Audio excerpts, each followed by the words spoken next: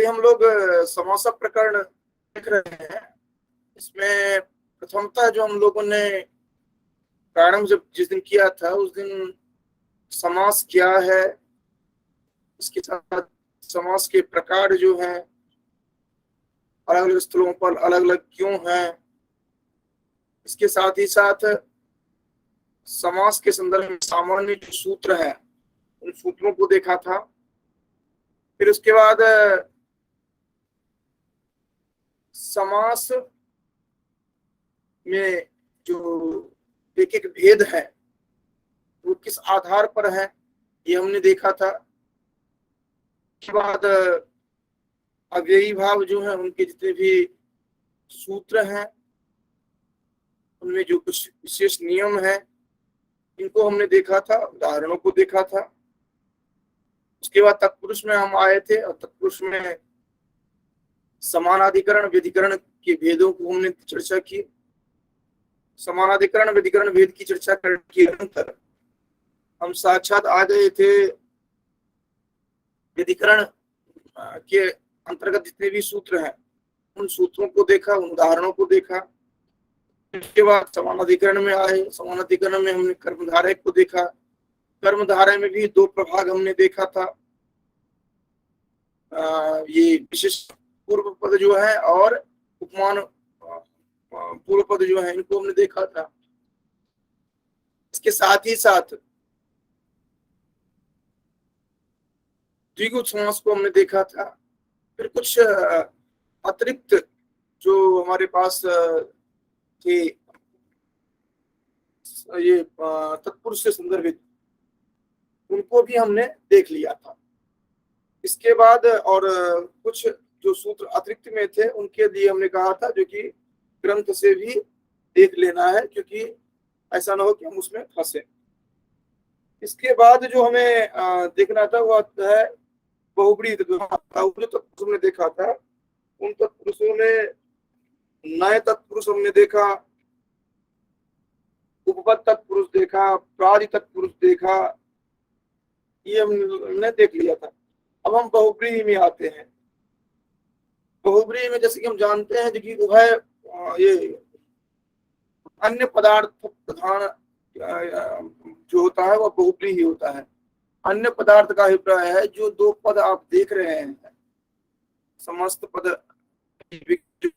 जा रहा है उसमें जो दो पद आप देख रहे हैं उन दोनों पदार्थों के अतिरिक्त जो तृतीय कोई होंगे, जैसे लंबम उदरम जस्य असो लंबोदरः नाम गणेशः। तो ये जो लंबोदर, लंबा और इन तीनों दोनों के अतिरिक्त तीसरा जो पद आ रहा है, पदार्थ का बोध हो रहा है, उसकी जो प्रधानता हो रही है वह हो जाता है क्या, तो बहुब्रीहि समास के अंतर्गत।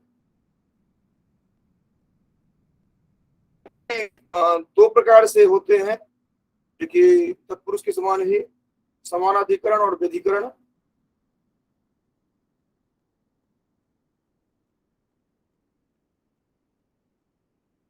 इनमें सामान्य रूप से जब भी आपको होगा ये यद का प्रयोग मिलेगा, जो कि लंबम उदरम यस्य, ये वही यद पद का षष्ठी वचन है, तो ये किसी न किसी रूप में आपको मिलेगा, जात येन आदि आदि। ये सामान्य रूप से आप देखेंगे। ये तम उदकम यम प्राप्तोदक है, इस तरह करके आप देखेंगे। या पीतम अंबरम जस्य असो पीतांबर है, इस तरह के आप देखेंगे। तो ये आप ध्यान में रखेंगे और ये सामान्य रूप से आप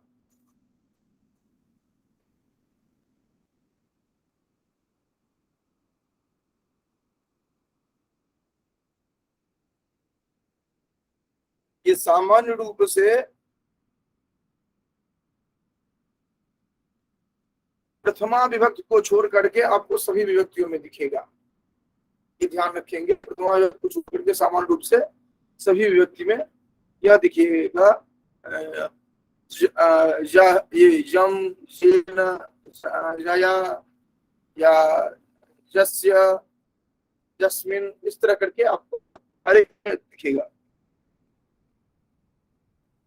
इसके बाद हम आएंगे द्वंद्व पर आएंगे, लेकिन हम देख लेते हैं और कोई महत्वपूर्ण सूत्र अगर हमें दृष्टिगत होता है जो आपको जानना चाहिए तो हम उस पर चर्चा कर लेंगे, अन्यथा साक्षात इधर आ जाएंगे कि हमें आज उदाहरण भी देखना है।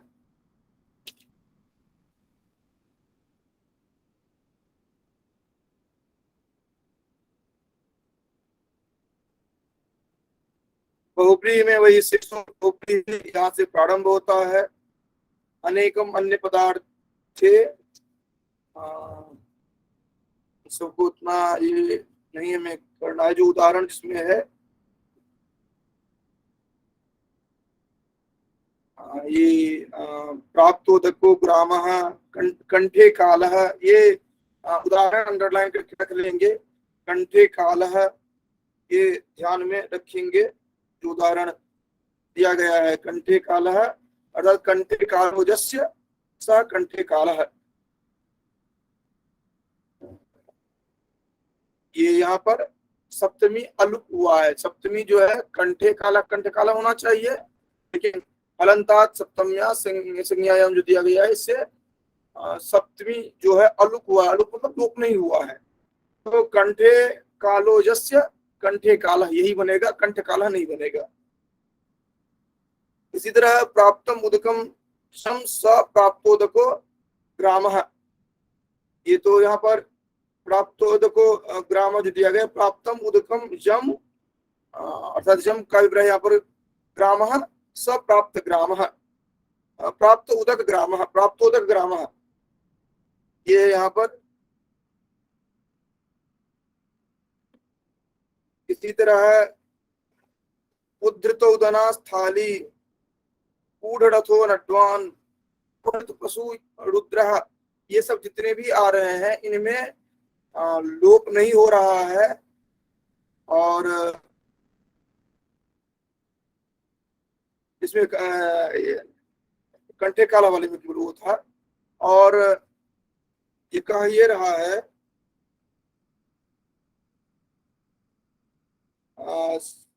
अगर संज्ञा गम्यमान होगा तो हलंत और ह्रस्वकारांत जो होंगे इन शब्दों से सप्तमी विभक्ति का लुक नहीं होगा। तो ये आपने इसमें देखा ही था कंठे काला में।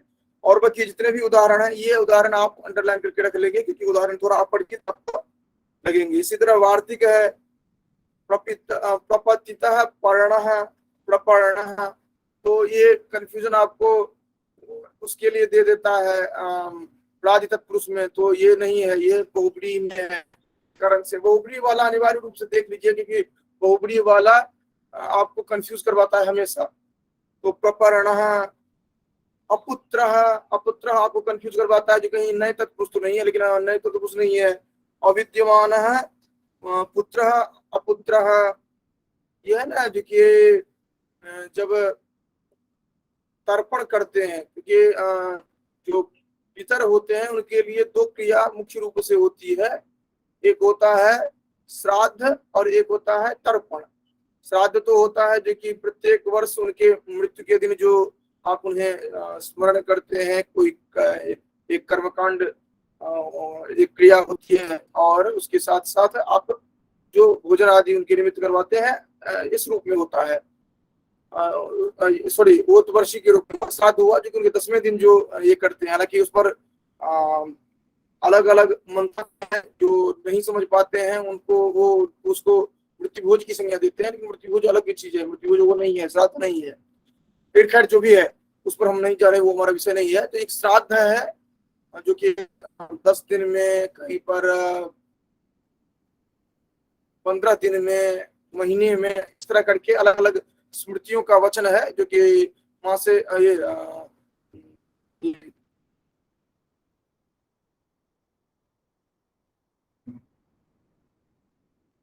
उसका अलग अलग है, जो कि विप्रोदशाहेन द्वादशाहेन भूमिपः वैश्य पंचदशाहेन, इस तरह करके अलग अलग के लिए बनाया गया है। तो वो अलग अलग स्मृतियों का पुराणों का वचन है। ये जाते विप्रोदशाहेन द्वादशाहेन भूमिपः वैश्य पंचदशा ही ना शूद्रो मासेन शुद्धति, इस तरह करके अलग अलग संदर्भों में अलग अलग तरह से वो व्याख्यायित किया गया है। और उसके बाद एक गरुड़ पुराण की कर्तव्य है पृथखंड का। तो इसी तरह है श्राद्ध का हो गया। इसी तरह अगर आप तर्पण देखें, तर्पण में क्या होता है कि जल के माध्यम से तृप्त करते हैं, खास करके पितृपक्ष में जो अब आश्विन कृष्ण में आप देखेंगे ये होता है। हालांकि जिस परंपरा से हम लोग रहे हैं उनमें हमने मेरे दादाजी थे, उनको उनके साथ में प्रत्येक दिन जाता था, तो वो प्रत्येक दिन तर्पण करते थे। और तर्पण का अन्य तरह से जो भी उद्देश्य लिया जाए, सांस्कृतिक रूप में हम ये समझ सकते हैं क्योंकि आप अपने पूर्वज के प्रति कार्तज्ञ भाव प्रत्येक दिन अर्पित करते हैं। अन्य तो जो कर देते हैं उनको पहुंचता है, ये सब आप भले नौ भी माने आप, तो प्रत्येक दिन उनको स्मरण करते हैं। आज हम देखते हैं जो कि अपने पिता पितामह से किसी को नाम भी नहीं पता होता है, लेकिन हमें ध्यान है जो कि जब हम अपने बाबा के साथ जाते थे तो वो 7 पीढ़ी तक और 7 पीढ़ी के जितने भी संतति हैं उनके जो जीवित नहीं है, उन सभी को स्मरण किया जाता था।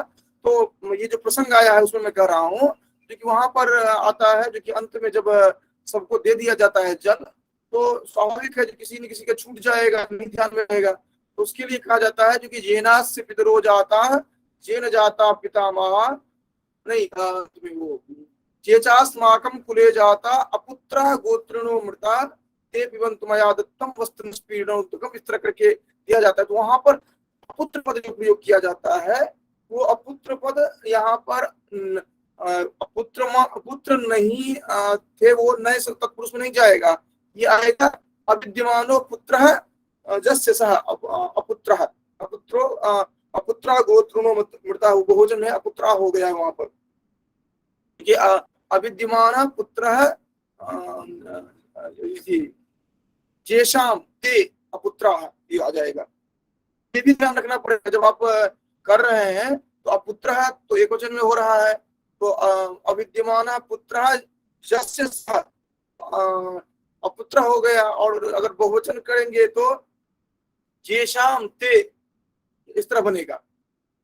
तो ये आप ध्यान में रखें क्योंकि बहुब्रीहि समास में थोड़ी बहुत समस्याएं आती है। इसके साथ साथ जो है एक उदाहरण आप देखते हैं जो कि चित्रगु है, रूपवत भाड़िया है, आप गोस्त्री और ऋतिह्रस्व है, यहाँ पर आप अलग सूत्र मतलब जो है उसको आप ध्यान में नहीं भी रखें तो कोई दिक्कत नहीं है। आप चित्र को रूपवत भाड़िया ये जो बनता है ये आप ध्यान में रखेंगे। इसमें ये क्या होता है, क्या है, इसे मूल रूप से ह्रस्व हो जा रहा है, ये ध्यान में रखेंगे। तो और उदाहरण जो आपने देखा था अपुत्र था उधर, इसी तरह अनाथ, अनाथ पद जो है ये भी बहुब्रीहि में ही बन रहा है। तो वहां पर है देखिए अविद्यमान है, सॉरी अविद्यमानो नाथो जस्य सह अनाथ है, ये है। इसी तरह देखिए अक्रोध जो है अविद्यमान क्रोधो जस्य सह अक्रोध है।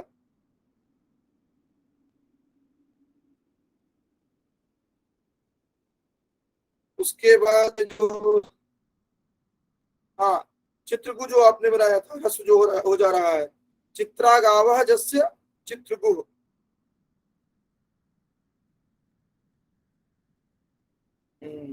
उसके बाद रूपवत भार्या, रूपवती भार्या अस्ति जस्य रूपवत भार्या।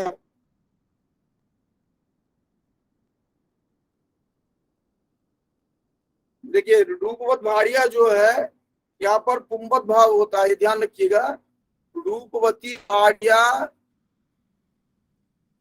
रूपवती भार्या जस्य, रूपवती पत्नी जिसका है वह, तो रूपवत भार्या पुल्लिंग में प्रयोग होगा, ध्यान रखिएगा। इसी तरह जंघ, दीर्घे जंघे स्तः, दीर्घ जंगा, इसमें आपको ध्यान रखना पड़ेगा क्योंकि अगर द्विवचन हो रहा है, जैसे जंगा जो होगा अनिवार्य रूप से दो होंगे, तो दीर्घे जंघे स्तः जस्य सह पुरुषः दीर्घ जंग है।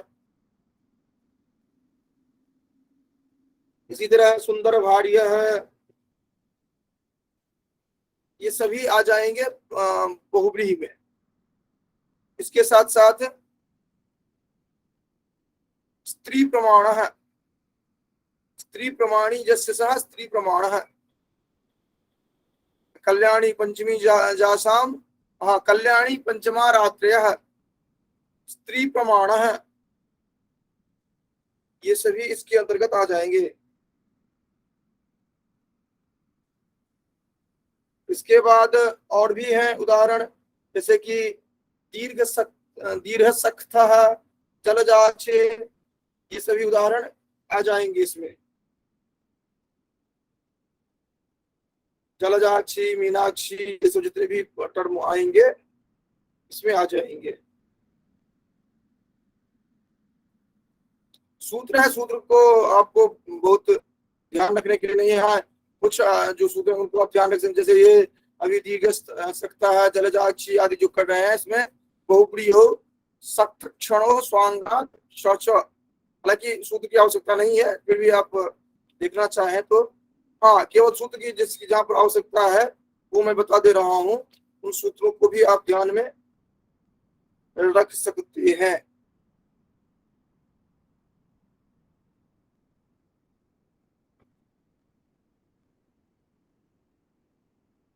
एक तो ये त्रिमूर्ध है, त्रिमूर्ध जो बनता है, ये इसका सूत्र जो है द्वित्रिभ्याम समूर्धनः, ये आप जरूर ध्यान में रखिएगा क्योंकि ये कंफ्यूजन करवाता है। द्विगु समास जो है वो आपको कहीं पर द्विगु जैसे लगेगा बेहिभाव दिख रहा है, कहीं पर द्विगु जैसे लग रहा है बहुव्रीहि लग रहा है।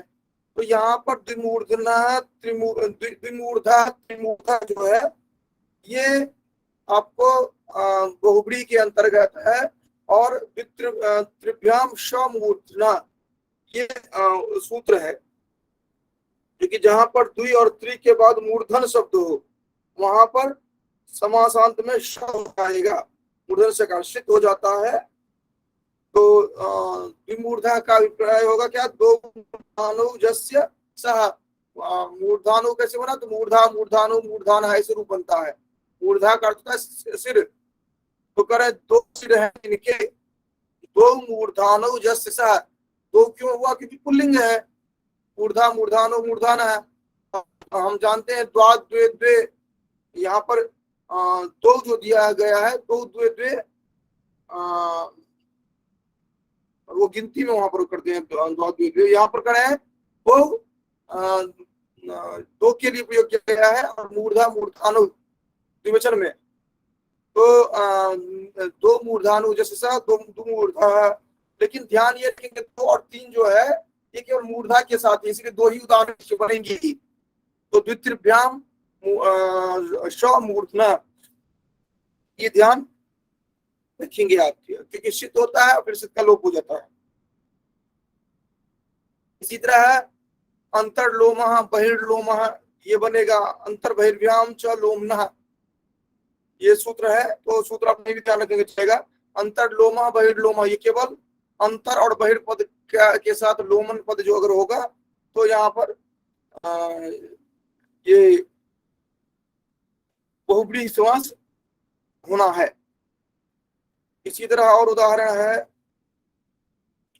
देखिए व्याघ्रपात, तनूनपात, ये चलेगा, लेकिन वहीं पर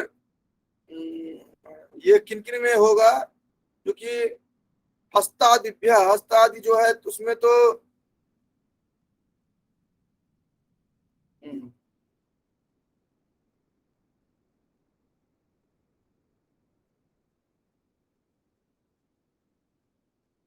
हस्त आदि जो है वह उपमावाचक अगर होगा तो पाद के साथ, पाद शब्द के साथ उनका बहुव्रीहि समास होगा। तो व्याघ्रपात तो होगा, तनूनपात तो होगा, लेकिन हस्तिपाद बनेगा, कुशूलपाद बनेगा, वहां पर हस्तिपात नहीं बनेगा। अर्थात यहाँ पर अहस्त अहस्त्यादिभ्य है, हस्ती है, ये ध्यान रखेंगे, अहस्ती। तो हस्तिपाद, कुशूलपाद, ये अलग से ध्यान रखिएगा। हस्तिपाद है, कुशूलपाद है, हस्तिपाद कुशूलपाद नहीं बनेगा, व्याघ्रपात बनेगा। तो ये अलग अलग उदाहरण जो इनको ध्यान में रखेंगे। इसके बाद द्विपात, ये भी बनता है। उसके बाद उत्काकुत, विकाकुत, ये एग्जाम्पल जो है पूर्ण काकुत। इसी तरह सुहिन मित्रम, दोहित मित्र, ये रूप बनेगा बहुब्री में, जो कि सुहिन मित्रम का है, जो कि शोभनम हृदयम जस्य सुहृत, शोभनम हृदयम जस्य सुहृत। और इसी तरह दूसरा बनेगा जो कि दुष्टम हृदयम जस्य, दुष्टम हृदयम जस्य सह, ये हो जाएगा दुहृदः, दुहृत मित्र।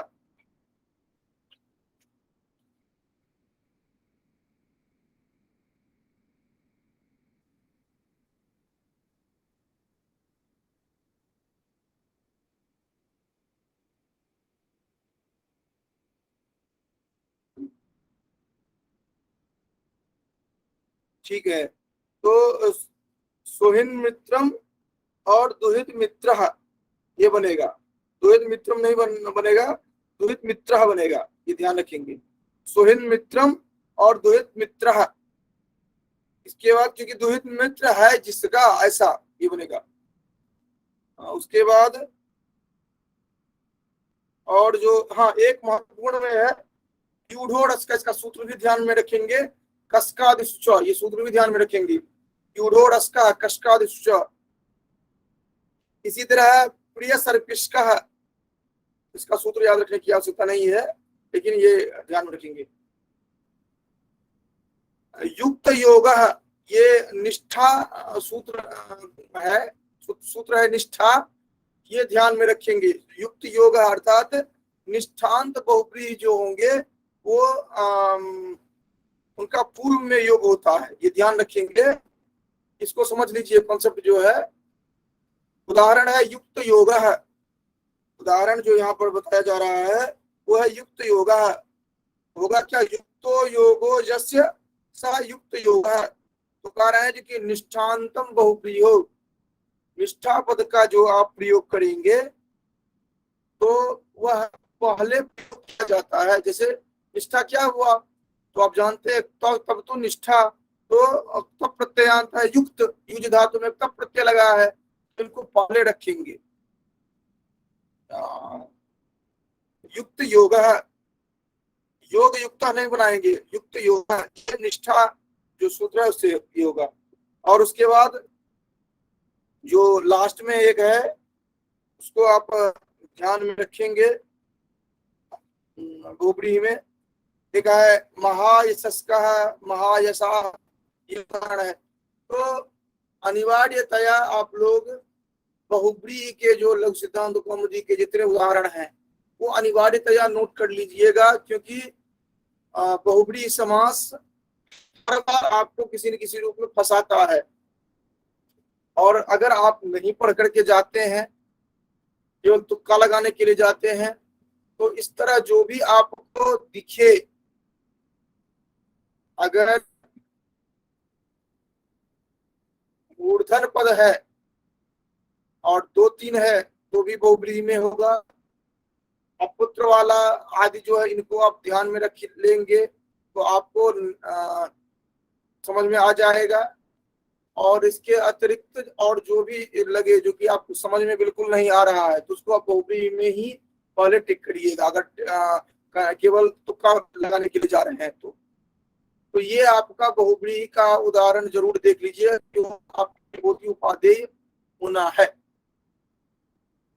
ठीक है, चलिए, तो इसके बाद आते हैं हम द्वंद्व समास में। द्वंद्व समास में आप देखते हैं जो कि उभय पदार्थ की प्रधानता होती है। उभय पदार्थ की प्रधानता होती है, इसमें तीन तरह से देखते हैं, तीनों को ध्यान में रखेंगे। एक है इतरेतर द्वंद्व, दूसरा है समाहार द्वंद्व, और तीसरा है एक शेष द्वंद्व। ये तीनों को समझ लीजिए, फिर आगे हम चलते हैं इसमें। कह रहे हैं कि इतरेतर द्वंद्व में क्या होता है कि दोनों संज्ञाओं की प्रधानता तो होती है और दोनों अपना पृथक पृथक अपना आइडेंटिटी रखते हैं। जैसे कि शिव केशव, शिवश्च केशवश्च शिव केशव, शिव का भी अपना अस्तित्व है, केशव का भी अपना अस्तित्व है।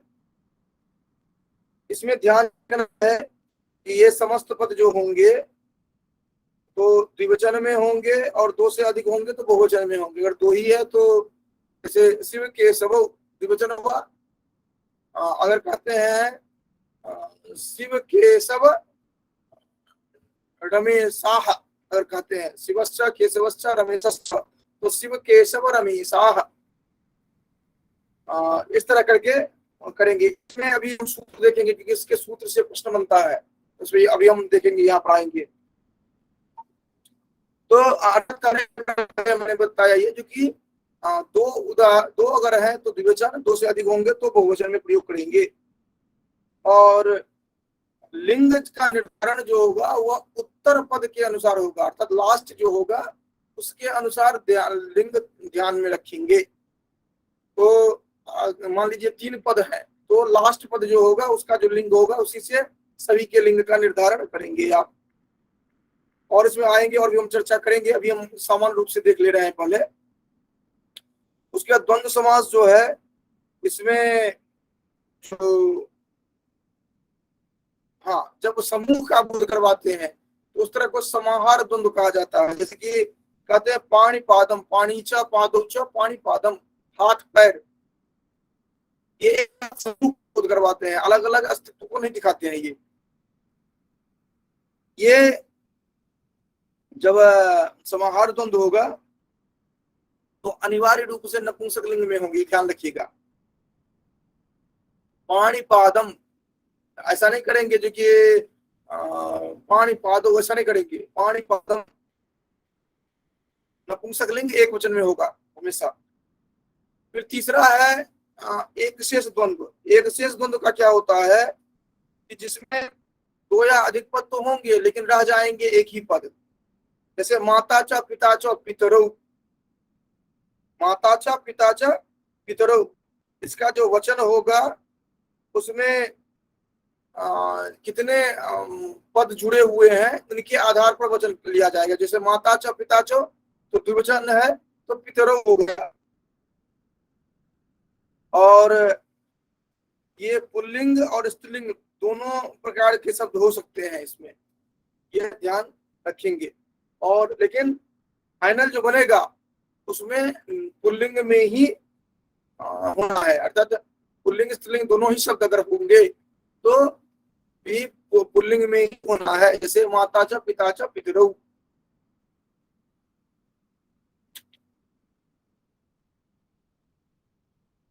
ठीक है, अब इनके कुछ सूत्र हैं उनको देख लेते हैं, क्योंकि ये सूत्र भी कभी कभार हमें परेशान करना शुरू करते हैं, तो परेशान न करें। कहा गया चार थे द्वंद्व, ये तो आप आराम से जानते ही हैं।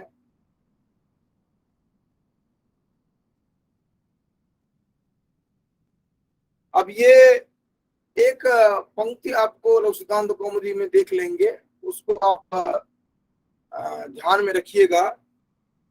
ये कितने अर्थ में होते हैं? तो 4 थे द्वंद्व, हमने अभी कहा ना, जो 3 प्रकार के द्वंद्व हम सामान्य रूप से देखते हैं, लेकिन जब आप लोग सिद्धांत कौमुदी देखेंगे तो 4 प्रकार के देखेंगे। अब आप कहेंगे 4 प्रकार के कैसे देखेंगे? तो 4 थे द्वंद्व जो कर रहे हैं तो ये क्या कर रहे हैं, चौ के अर्थ में द्वंद्व हो। अब चौ का अर्थ क्या कितना होता है? तो चौ का अर्थ 4 होता है।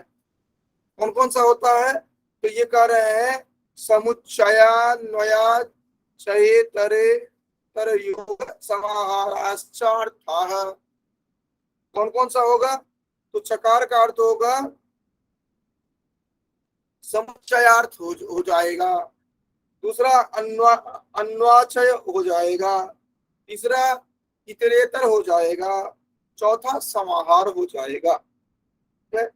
अब ये अलग अलग क्या है तो इनको देखिए। जब परस्पर निरपेक्ष अनेक पद में से किसी एक में अन्वित होते हैं, अर्थात परस्पर निरपेक्ष अनेक पद होंगे, उनमें एक पद अन्वित होंगे, तो समुच्चयार्थ कहा जाता है। जैसे ईश्वरम गुरुम च भजस्व, ईश्वरम गुरुम च भजस्व, जैसे इनमें दो या दो से अधिक पद होंगे निरपेक्ष रूप से, और अन्वय जो होगा वहां पर क्रियापद का किसी एक के साथ अन्वय कर देंगे तो अन्य के साथ ऑटोमेटिकली समझ लिया जाएगा। जैसे ईश्वरम गुरुम च भजस्व, तो अर्थ क्या आएगा? ईश्वरम भजस्व गुरुम च, ईश्वर को भजो और गुरु को भी। तो प्रमुख जो होंगे उनके साथ अन्वय करके शेष को ऑटोमेटिकली समझ लिया जाता है। तो ये इस तरह के जो जहां पर होते हैं इनको कहा जाता है समुच्चयार्थ। अर्थात चार्थे द्वंद्व जो कहा गया है, मोटे तौर पर ये कहा दिया जाता है जो कि चौ के अर्थ में द्वंद्व हो। तो चौ के अर्थ में मतलब क्या हुआ, चौ का क्या अभिप्राय है?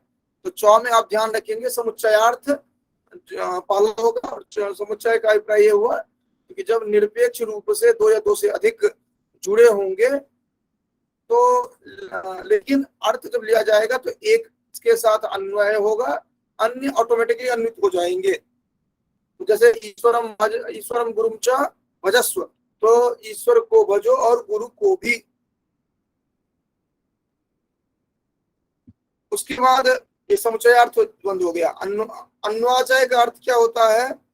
जहां पर समुच्चय तो हो रहा है लेकिन वहां पर एक पदार्थ का आनुषांगिक रूप में अर्थात गौण रूप में हो रहा है। जैसे कि भिक्षाम अट गाम च आनय, भिक्षाम अट गाम च आनय, भिक्षार्थ भ्रमण करो। तो यहाँ पर क्या हो रहा है कि दो का है ये वाक्य, दोनों को अन्वय करने के लिए अलग अलग है। जैसे उसमें समुच्चयार्थ में क्या था कि पद अलग अलग थे लेकिन अन्वय करने के लिए एक ही आपके पास क्रियापद था।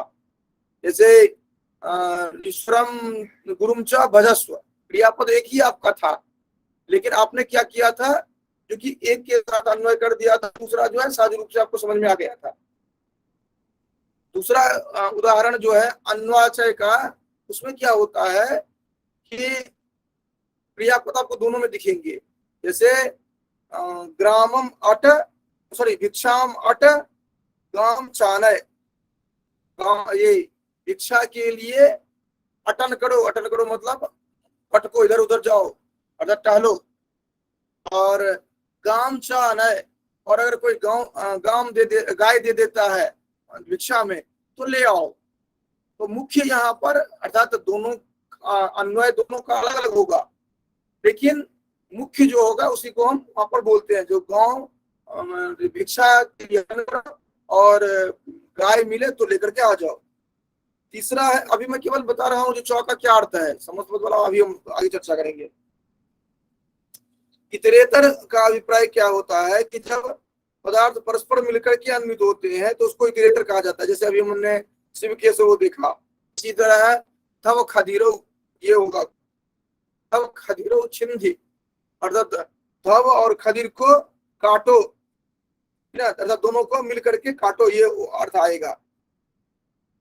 उसके बाद या राम कृष्ण हराया बहुवचन में अगर प्रयोग करते हैं। इसके तरह अगला है चार, ये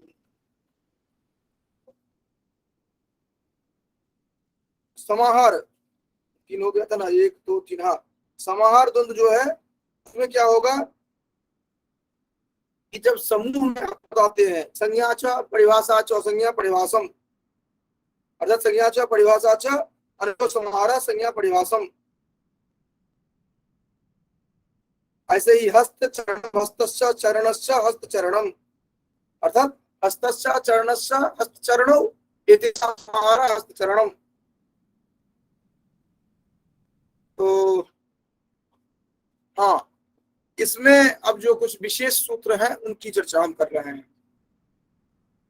एक उदाहरण मिलता है राजदंता, और आपको अलग अलग गाइड मिलेगा, वहां पर वो ये राजदंता को जहां जहां मन हुआ है वहां वहां उठा करके डाल दिया है। आप 10 गाइड उठाएंगे, आपको कम से कम 3 अलग अलग मिलेंगे आपको। तो ये जो राजदंतादिसुपरम ये है, इसका ये होगा राजानो, ये दंतानाम राजानो, अर्थात दंतानाम राजा राजानु राजाना होता है ना, तो राजाना जो है जैसे राम रामो हुआ, उसी तरह राजाना राजानो हो जा रहा है, बहुवचन में है लेकिन राजा राजानु राजाना, दांतों का राजा, अर्थात दांतों का राजा ये आ रहा है।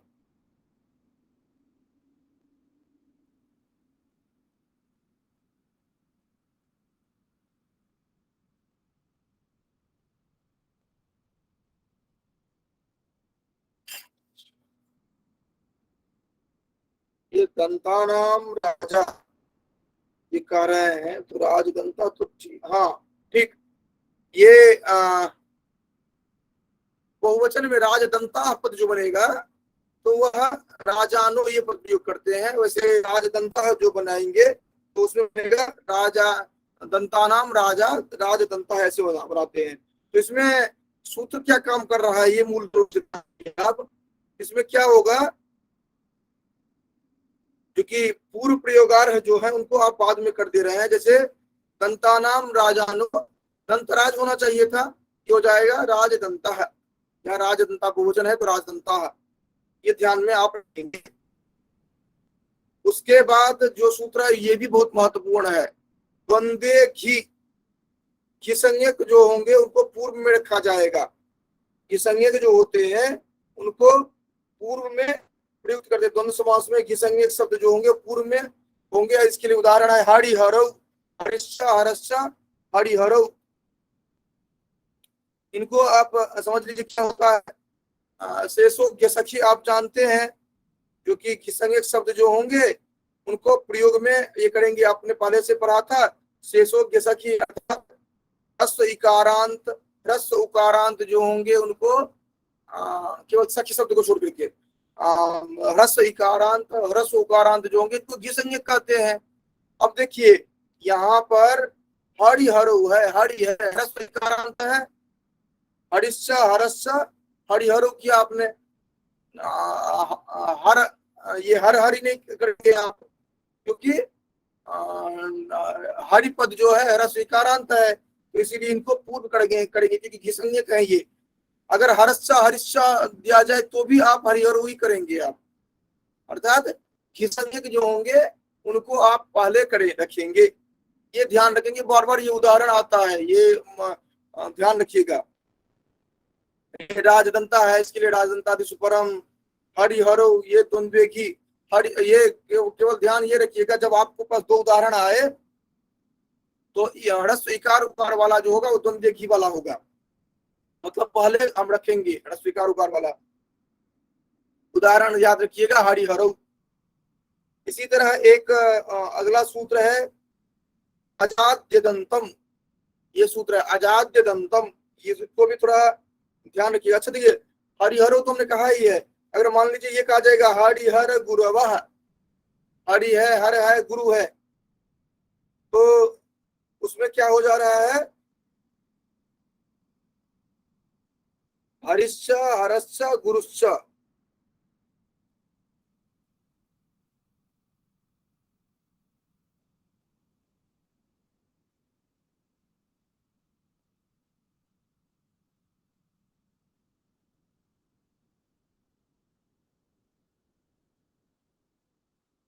देखिए अब इसमें क्या हो जा रहा है, ये मैं उदाहरण हरिहर गुरु तीसरे बता रहा हूं कि अब हरि भी है इकारांत घिसंज्ञक है, गुरु में उकारांत है वो भी घिसंज्ञक है, तो आपके हिसाब से किसका होना चाहिए, क्योंकि ये भी घी वो भी घी, अब इनमें से कौन सा घी आप लेंगे, तो कौन पूज्य होगा, इसमें पूज्य कौन होगा ये लेना है। पूज्य मतलब यहाँ गुरु के कारण पूज्य वाली बात नहीं है, गुरु एक शब्द मात्र है यहाँ पर।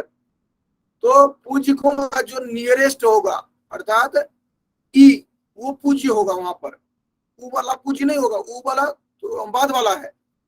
तो जो पूज्य होगा उसको पहले लेंगे, इसीलिए हरिहर गुरुवा हुआ। नहीं तो हो जाए जाता क्या, गुरु हरि हरा, ये हो जाता है ना। और गुरुवा इसलिए हुआ है कि 3 पद है, तो इसलिए गुरु गुरु गुरुवा ये हो जा रहा है। तो हरिहर गुरुवा ऐसे बनेगा, ये ध्यान रखेंगे। तो ये खास करके इंटरव्यू के लिए ध्यान रखेंगे, क्योंकि कभी अगर पूछा जाता है कि हरिहर गुरुवा में तो हरि भी घी है और गुरु गुरु भी घी है, तो क्यों आपने इसी को रखा है, तो उसमें ये देंगे क्योंकि जो पूज्य है उसको पहले रखेंगे। तो पूज्य का अभिप्राय यहाँ पर गुरु, यहाँ पर साक्षात गुरु के रूप में नहीं है। गुरु मतलब गुरु एक शब्द है, उकारांत शब्द है मात्र, इतना ही उस वहां पर अस्तित्व है उस पद का। और इकारांत जो है वो जो पूज्य है।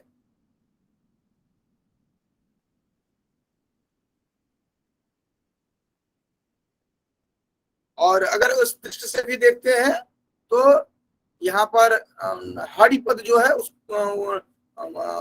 अर्थ में वो अधिक पूज्य माना जाएगा। लेकिन उसमें थोड़ा कंफ्यूजन आपको हो जाएगा, क्योंकि अब आप कहेंगे गुरु गोविंद दो खरे आदि आदि आप बताने लगेंगे, तो आप ध्यान में यही ध्यान रखेंगे, अगर हरिहर गुरु होगा तो इस तरह। लेकिन उसमें आप थोड़ा ये भी ध्यान रख लेंगे जो कि उन दोनों में पूज्य पद कौन है, मानवीकरण की दृष्टि से भी वो देख लेंगे। उसके अनुसार आपको खुद ही समझ में आ जाएगा कि प्रचलन में वही शब्द होगा। उसके बाद अजाद्य दंतम जो है, इसको ध्यान में रखेंगे, जो कि अजादि अदंत शब्द जो होंगे उनको उनका पूर्व में प्रयोग करते हैं। जैसे ईश कृष्णो, ईश कृष्णो जो है, इसमें आप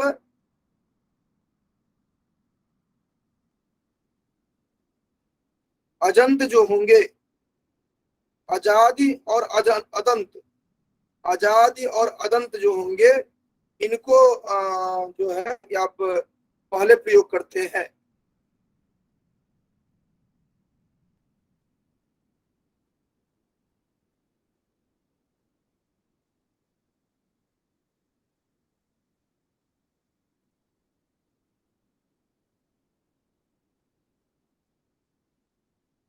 देखिए इसको थोड़ा समझ लीजिए।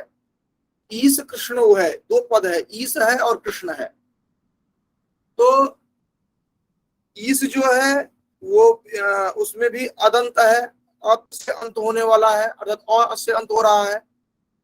कृष्ण जो है वो भी अ से अंत होने वाला है, अत मतलब अ से अंत होने वाला है, ईश भी और कृष्ण भी।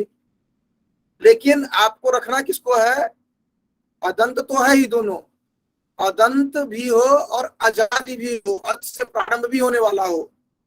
तो यहाँ पर ईश कृष्णों में ई जो है वो अच है, अच से प्रारंभ हो रहा है और अत से अंत हो रहा है। तो आजादी भी है और अदंत भी है, तो पहले उसको रखेंगे।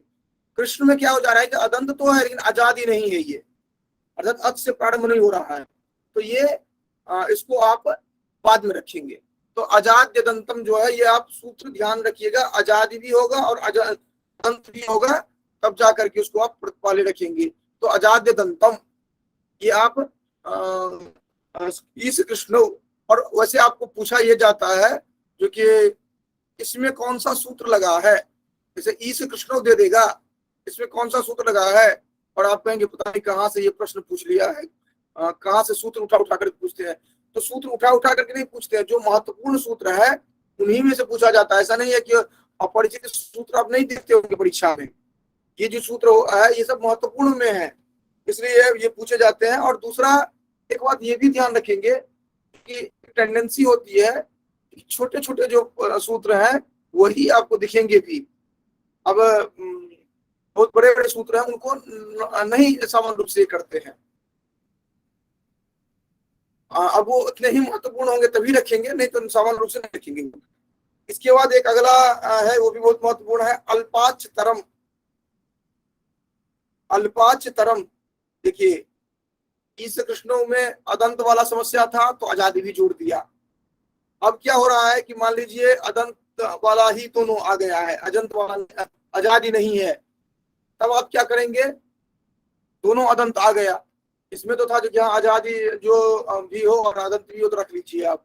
अब जिसमें दोनों अदंत ही है, आजादी है ही नहीं, तो ऐसे के लिए क्या करेंगे? अल्पाच धर्म। अब शिव भी है वो भी अदंत है, ये सब है भी है वो भी अदंत है, दोनों में से कोई भी आजादी नहीं है। तो आप कर क्या करेंगे? क्या? क्योंकि अल्पाच धर्म, जिसमें अल्प अच हो, कम अच हो, उनको रखेंगे। अब देखिए शिव में कितने अच हो रहे हैं? स, ई, व, अ, दो अच हो रहे हैं। और केशव में कितने हो जा रहे हैं? जो कि क, अ, ई, तब जाकर के ए बनेगा, तो दो हो गए। और केशव सब सब सौ में अ, और फिर औ में दो, तो दो दो चार एक पांच, केशव में पांच हो जा रहा है अच, और शिव में हो जा रहा है दो। तो अल्पाच किसमें है? शिव में, तो शिव पहले रखा जाएगा, अल्पाच तरम। अब एक अगला है, आगे पूछा नहीं जाता है लेकिन आप ध्यान में रखेंगे, माता च पिता च। एक तो बनता है पितरों एक शेष में, लेकिन माता पितरों भी विकल्प से बनता है। तो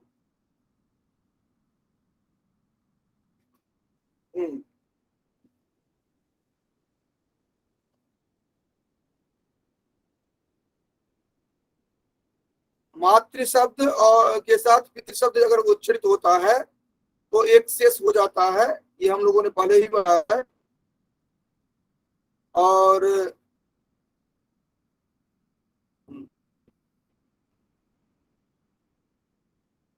अगर एक तो हो जाएगा जो कि पिता मात्रा, इसमें अगर दोनों ये होते हैं तो एक मात्रा सहयोग तो पिता व शिष्य थे, ये विकल्प से होता है क्या? ये विकल्प से होता है, माता च पिता च, पितरौ भी बनेगा और माता पितरौ भी बनेगा, दोनों बनेगा।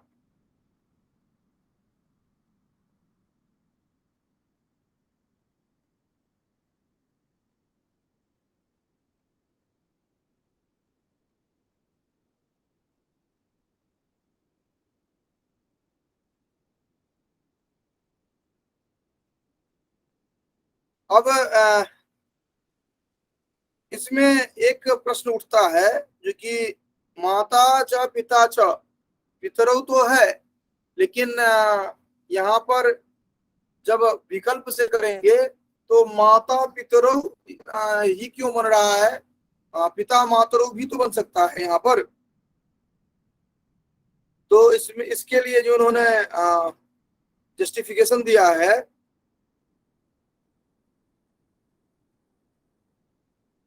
इसमें मातृ शब्द का ही पूर्व प्रयोग करेंगे, क्योंकि अ, जो अधिक पूज्य है उनको आप पहले रखते हैं। जैसे वहां पर हरिहर गुरुवह में आपने हरि और गुरु में हरि जो है ज्यादा पूज्य है ये दिया गया था, तो इसी तरह यहाँ पर माता पिता में माता अधिक पूज्य है, इस कारण से मातृ पद का प्रयोग पहले होगा। और किस तरह से हम जानते हैं तो ये पितृदश गुणा माता गौरवेणा दीक्षिते, क्योंकि पिता की तुलना में माता जो है वह 10 गुना अधिक पूजनीय है, इस कारण से यहाँ पर मातृपद जो है वह पहले दिया जाएगा, तब माता पितरों बनेगा। भले पिताचा माताचा बने हो, लेकिन तो भी वही दिया जाएगा। उसके बाद एक महत्वपूर्ण में है जो कि द्वंद्वश्च प्राणी तूर्य सेनांगानम, ये भी रखिएगा। अर्थात द्वंद्व समास के अधिकांश सूत्र जो है छोटे छोटे सूत्र हैं और बहुत ही काम के हैं। कह रहे हैं द्वंद्वश्च प्राणी तूर्य सेनांगानम, कह रहे हैं जो कि अंग प्राणी के अंगवाचक, वाद्य के अंगवाचक और सेना के अंगवाचक जो होंगे शब्द, इनमें द्वंद्व समास होता है तो वह समाहार एक वचन में होगा। प्राणी के अंगवाचक, सेना के अंगवाचक और ये वाद्य के अंगवाचक, इन तीनों के जो अंगवाचक जो होंगे, अंग जो के रूप में शब्द का प्रयोग किया जाएगा, वो सभी एक साथ प्रयोग किए जाएंगे समाहार में, एक वचन में ही प्रयोग किया जाएगा। जैसे पाणीचा पादौच, पादौचा पाणी पादम प्राणी के अंगवाचक में आ गया, हाथ और पैर, प्राणी के हाथ और पैर, पाणी पादम। मातांगिक वैण वैण विकम, ये मृदंग वीणा आदि एक साथ अगर कर रहे हैं, अर्थात मार्दंगिक मृदंग मार्दंगिकम मार्दंगिकश्च वैणविकश्च वैणविकाश्च तेषां समाहारः, तो मार्दंगिक वैणविकम।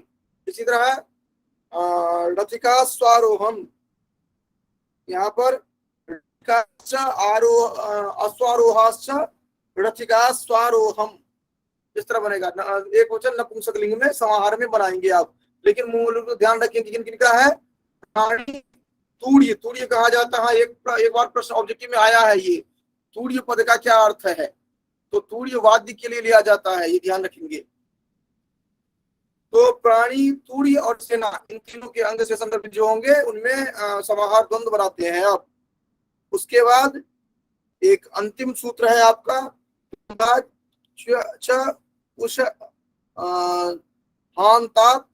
समाहारे। हालांकि सूत्र नहीं महत्वपूर्ण है, लेकिन आपको उदाहरण बहुत महत्वपूर्ण में है।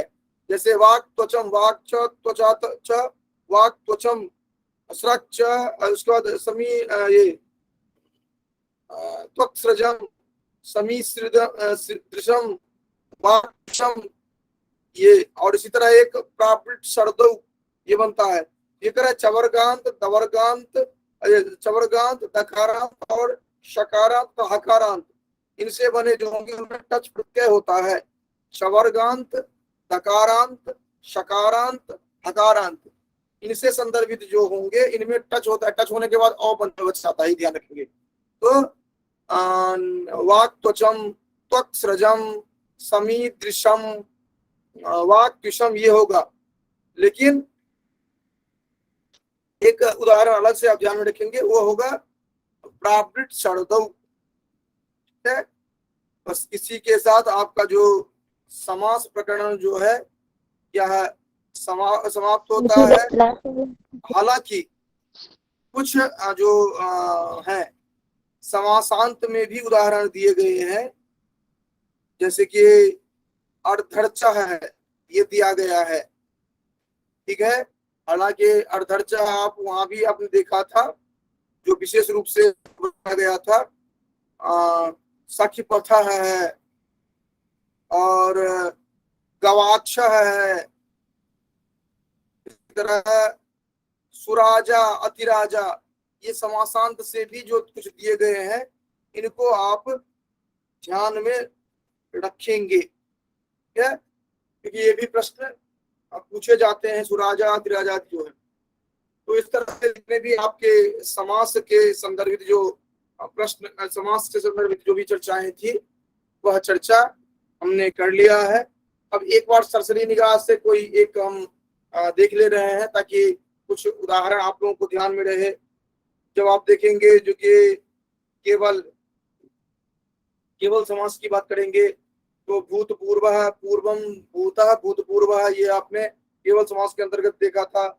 इसी तरह वागर्थाविव, वागर्थौ इव वागर्थाविव जो है, यह आपने इस समास के केवल समास के अंतर्गत देखा था।